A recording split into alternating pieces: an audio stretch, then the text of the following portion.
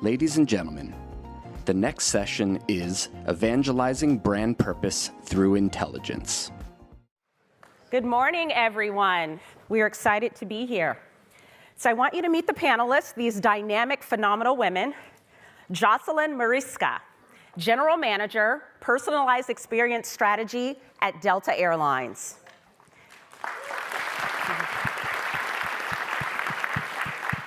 We have Nicole Phillips, Chief Marketing Officer at CVS Caremark.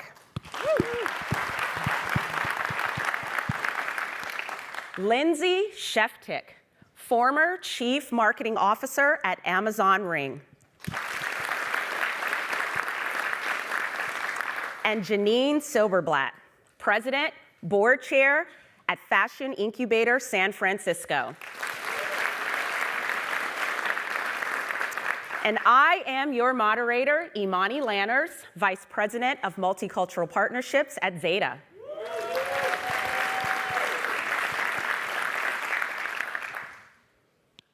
Jeanine, in today's landscape, what does it mean for a brand to have purpose? And Lindsay, how has this concept evolved over the years? All right, let's dive right in. We're in. Okay, so this, as I was thinking about this idea of brand purpose, let's unpack that a little bit with a couple other terms we all hear, like brand mission and values, and how does that all interrelate? So, as we think about purpose, let's start with mission. So, brands do things for us, right? They make our lives easier. They give us something we want, and that's really their reason for being, right? And we're in a time where, as consumers, we want more than that, right? We want to understand what are your values beyond your mission. What are your values? And those signifiers are important for us, right? So with our purchase behavior, we can say, I also stand for what this company stands for and how I want to see the world and how I live my life. So when I think about brand purpose, this idea of where your mission and your values come together allow me to get what I want from my life, but also to say something about who I am and how I want to see the world. And so when I think about that for Fashion Incubator of San Francisco, so we're squarely in the value space, right, because we're a nonprofit. So we've been thinking a lot about the mission part and being really clear about how we deliver for our stakeholders. And in the last few months now, so I've transitioned into the board chair role in August. Our founding president, Betsy Nelson, been on the board with us since 2017. So as we transition, we've talked a lot about this. And our purpose is to empower creative professionals to do what they love for a living. Wow. And that for a living part is really important to us, right? So it's not just about like going for unicorn stats. Like, how are you around to manage your brand sustainably, profitably? And we think a lot about that. I have some of my board members in the audience here. And we've listened a lot to our designers, our retailers, the industry professionals who are our mentors. So that intersection of what we're hearing from them and where the landscape is going is really how we think about our purpose. So the harmony of the reason for being and values, that's how I would define brand purpose. Thank you. It's powerful. All right. Lindsay. So how has this concept evolved over the years? So Correct, yes. In 2023, you can't just talk the talk, right? Your brand has to walk the walk. Absolutely. I think that, 15 to 20 years ago, brands were just out there putting these messages into the world, and people really weren't holding brands accountable for their purpose or their mission, right? There was kind of no way to do that. But now that there's so much information and two-way conversations with brands are really being held accountable by their fans, by their customers, also by their haters. And that's very important. A lot of times, brands are being held responsible by the people that hate them. That's true. Mm-hmm. And I think also what's really unique about today is that brands are being held responsible by their employees that work at the companies as well. I know, I've gone to workplaces that have a purpose and a mission, and I want to feel good about going somewhere that has a purpose and a mission, and that brand is actually really paying that off through the work. Absolutely. I think some good examples today are, Apple's just sustainability campaign that they just put out in the world a couple weeks ago. They're putting that information out there. They have this huge goal, and they're asking their customers to hold them accountable and to fact check them. And I think that's really important as brands move forward. And then you look at like the gold standard, which is like Patagonia, and they're looking at, purpose over profit and how they're kind of giving back into the world. And I think that this is just going to become more important as brands evolve and as customers and fans and haters hold these brands accountable for the messages that they're putting out there. Thank you. 2 great brands you gave an example of.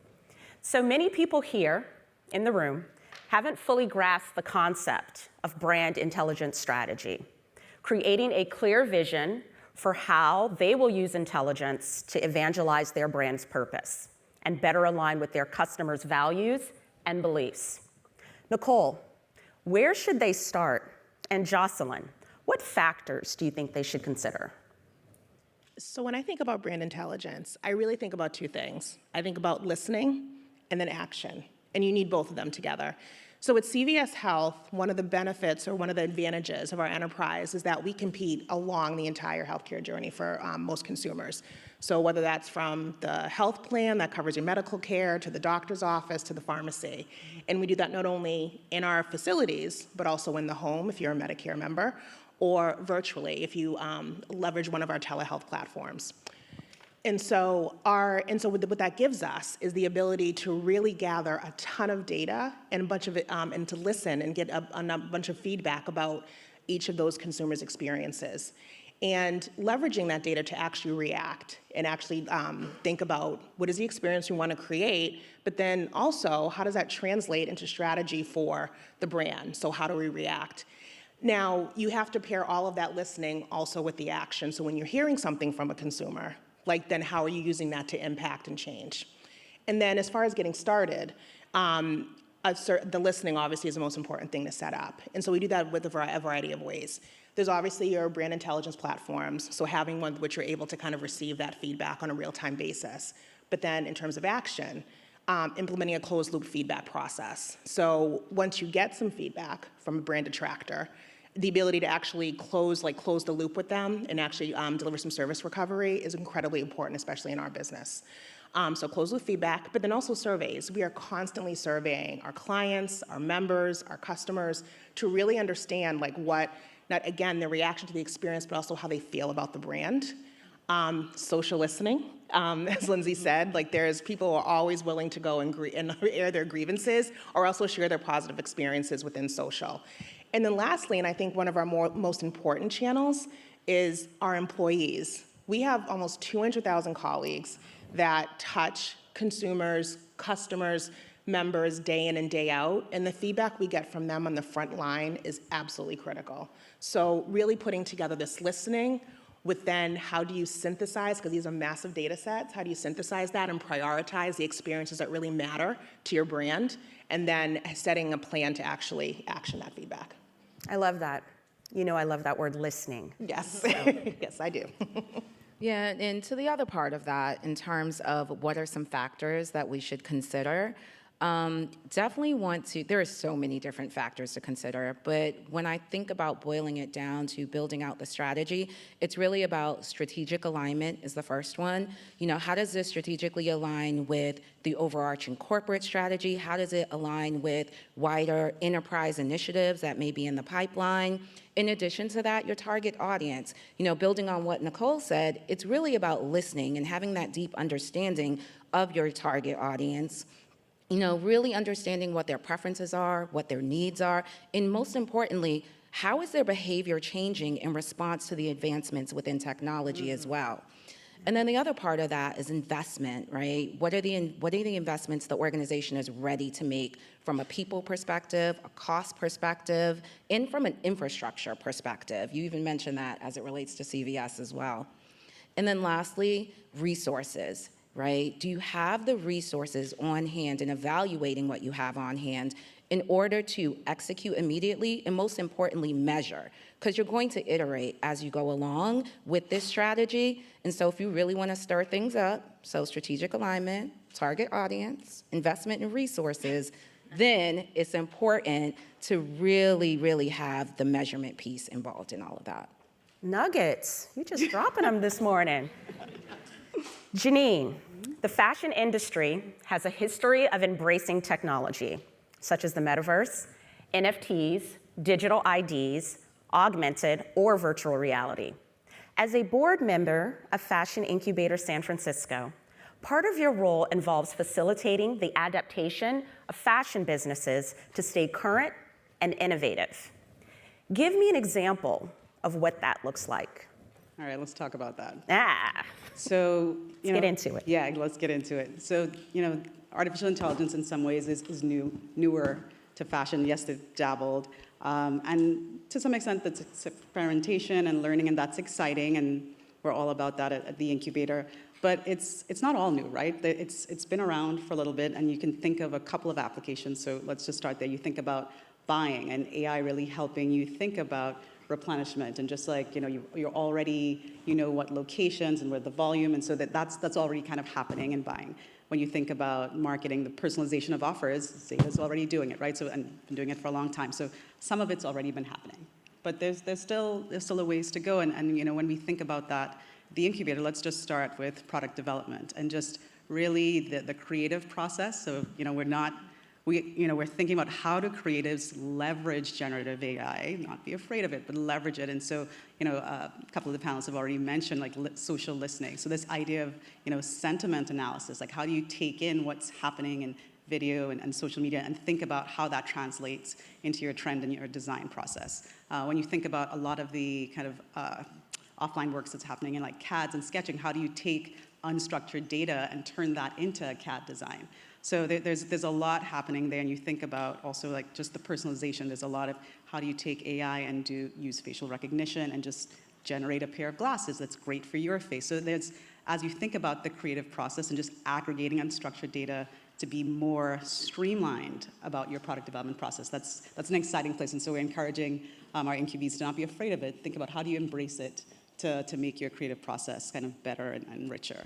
And as you think about marketing, I think there's a ways to go in terms of the targeted market, like companies like CVS and others are really making sure you get the offer that's good for you. It's in the channel that's good for you. Zeta's great about that. And then as you think about omni-channel, right, like the convergence of you have all this data from digital and e-commerce, there's the store experience. AI is going to help us continue to converge that, whether it's getting the right staffing models, whether it's virtual try-on. There's so much there as the digital and the in-store experience converges. So we're encouraging everyone to embrace it and just think about where in your process it can add value.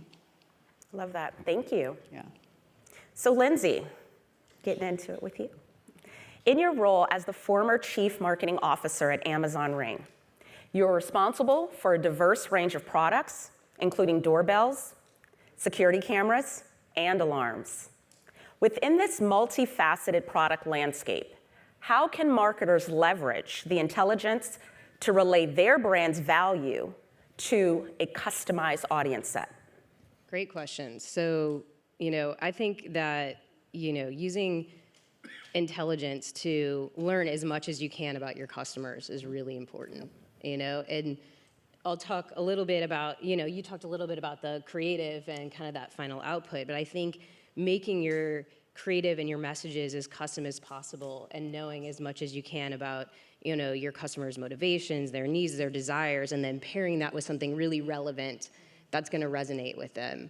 I think for me, I have been working with this company called Brox.ai, and what they do is they take real-time insights. So, you have your brand tracker, and it tells you how you're doing in terms of your awareness and your consideration and your purchase intent, but where's the why? Why is that happening? And what you can do with AI is take, video qualitative and quantitative data and turn that into actionable insights in real time and know in any given week, why your brand is doing better. What is giving your competitors an edge over others? And I think that, moving forward, if you're a brand that's, not participating in finding out the why and digging deeper into your customers in real time, then, you're just going to get left behind.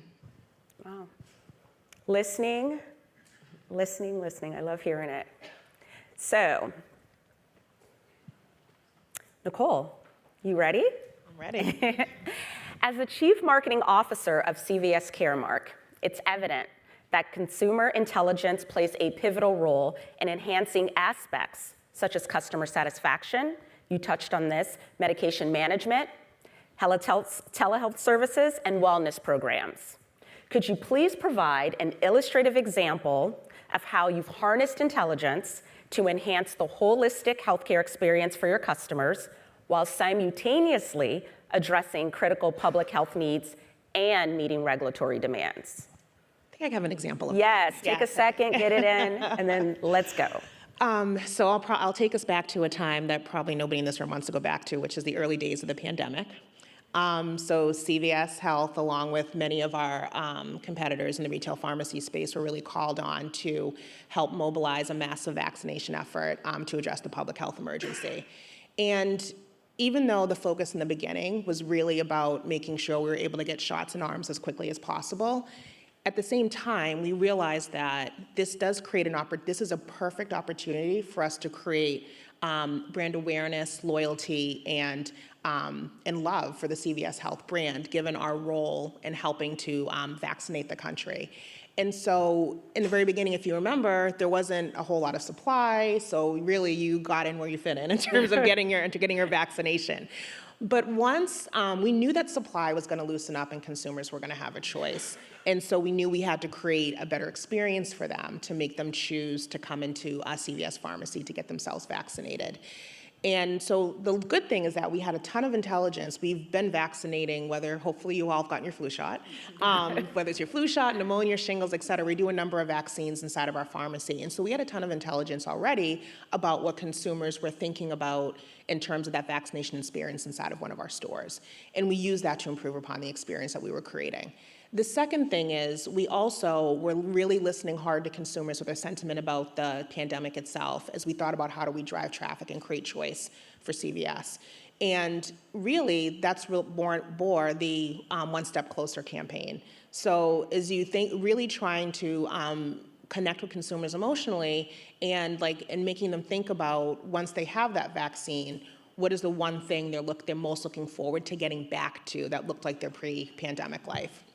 And so as we thought about, again, creating the experience, we, kind of went all the way through end to end. So, prior to the pandemic, I think our digital appointment rate was something like in the high single digits. So but we need everyone now to register digitally to get into the store. Yeah. So how do we create the most seamless experience so folks can identify the pharmacy near them that's in stock with the vaccine of their choice, because remember we had 3 choices in the beginning there, get that appointment, and also schedule the follow-up appointment at the same time, because we need them to get both shots, and do all of that registration information as quickly as possible online, get them into the store. We heard very clearly from our flu customers, they don't like the flu shot from the pharmacist leaning over the bench. So how do we create a more private environment for them to actually have that flu shot, the COVID vaccine? And then the health record upkeep. If you remember those early days, that vaccination card was like gold to get into certain events. So how do we create an easy to access digital record for folks to be able to leverage after the fact?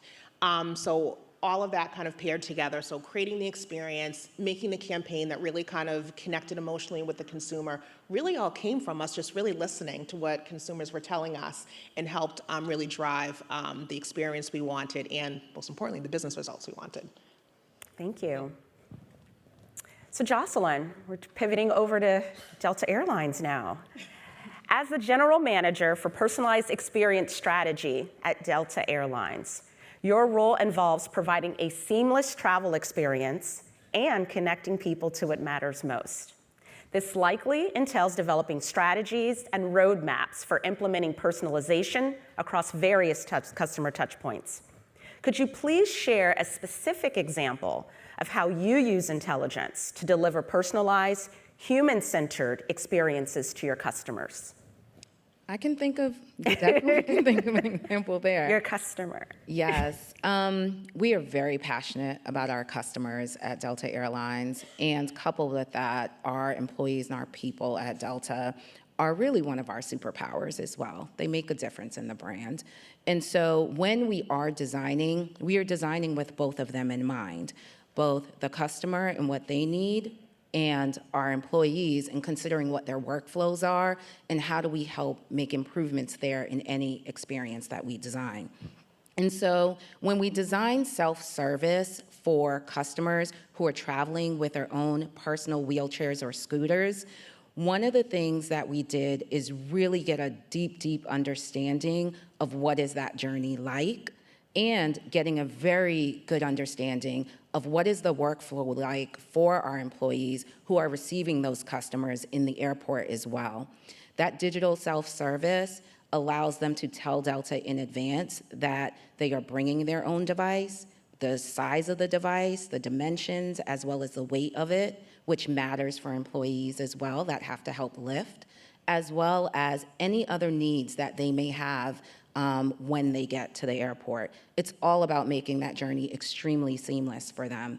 And so we've seen some significant impact as it relates to the customer in making that a more empowering process for them of having a choice of, do I want to do this digitally, or do I still want to call and speak to someone?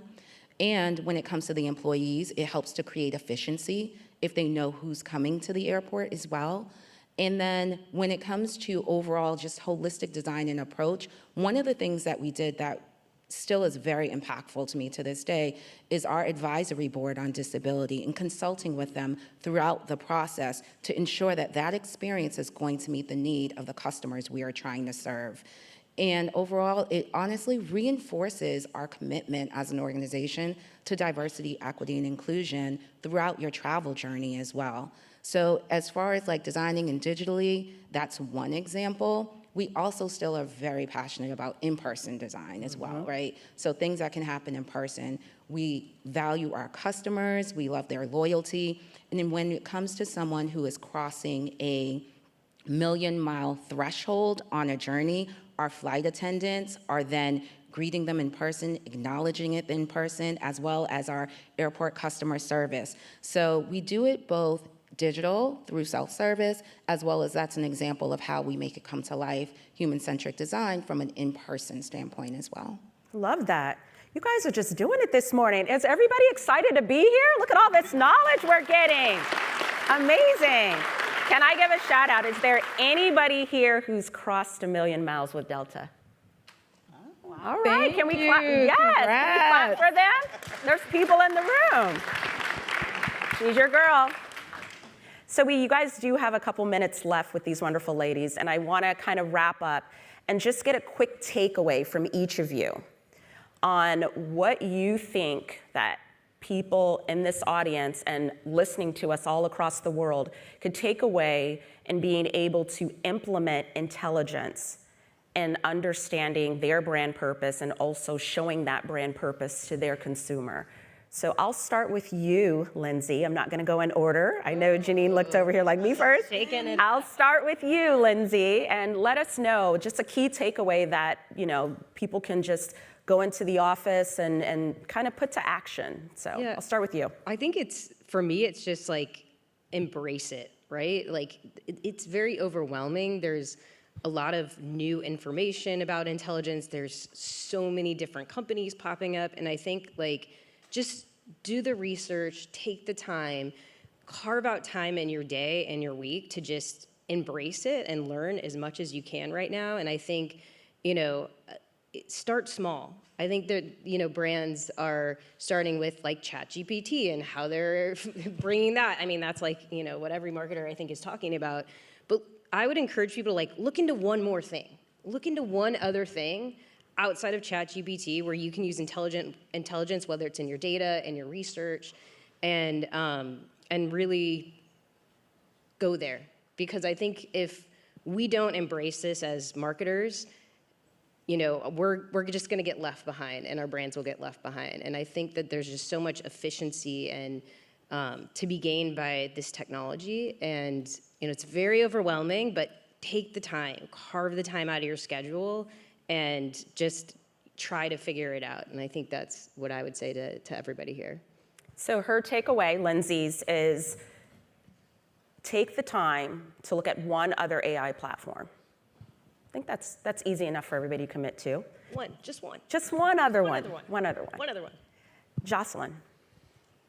A key takeaway, I would say, is it's a collaborative effort in gathering intelligence. You know, it's really about not only what does your department know, how are they finding that information, but really reaching out to your finance team, reaching out to your customer care teams, and gathering intelligence from a cross-divisional group of folks makes it so much more powerful when you deliver an experience to a customer at the end of the day. I love that. Oh, I thought you were going to go longer. I'm taking mental notes here because we at Zeta do a lot of collaboration. And I love that you said collaborate. That's what I'm hearing a lot of. People are going in their silos, get together and understand what that means for the entire organization. So good stuff there. All right, I will go with Nicole. All right, so my takeaway is around culture. The biggest thing that we had to do at CVS was really shift the culture. We are a strong operational company. Think about 10,000 stores. It takes really operational prowess to be able to operate those stores and do this and to create a consistent experience across the country. But what we had an opportunity was to really think about how do we drive a culture of consumer centricity. And that really was a culture shift. And it started with all of our colleagues. We focused on our frontline colleagues, like who do we stand for as a company and as a brand, and how do we deliver that in each individual like heartfelt moment with the consumer. And really by putting the consumer in the center and doing that intentionally across the work that we do, whether it's in an interaction directly with a consumer member or client, whether it's in the work that we do every day inside, our corporate offices, in the plans that we make, really creating that and then listening to what our customers are saying about us, really enforcing that or trying to shift the culture and to really think that way was really critical into getting started with a lot of our brand intelligence efforts. I love that. I love that. Listening. And I will, last but not least, of course, Jeanine, take us out. Okay, so at the end of the day, intelligence is real-time insights, right? Like, we now have the gift of knowing what's going on right now. Before we had like personas and corporate strategies, and it took forever. We now have real-time insights. Mm-hmm. So the challenge is to think about how do you pull that into strategy? And I think that is the work for all of us. How do we turn it from noise to data, turn it from data to intelligence, and like, okay, I now have this insight. How do we apply it to our strategy so it like just infiltrates everything we do, and kind of bringing it full circle to brand purpose? That's what the customer is expecting of us, right? Like, how do you take what I'm telling you and make my life easier, but also help me live my values? So real-time insights, apply it throughout, deliver on brand purpose. Thank you so much. I feel so lucky to open the show with these incredible women. Jocelyn, Nicole, Lindsay, and Jeanine. Thank you, audience. We hope you enjoy Zeta Live. It is one of the premier one-day conferences. I don't even consider it a conference. It feels so fun and exciting. And I hope you take away everything that was meant for you today. Thank you so much for having us, and have a great time for the rest of your day.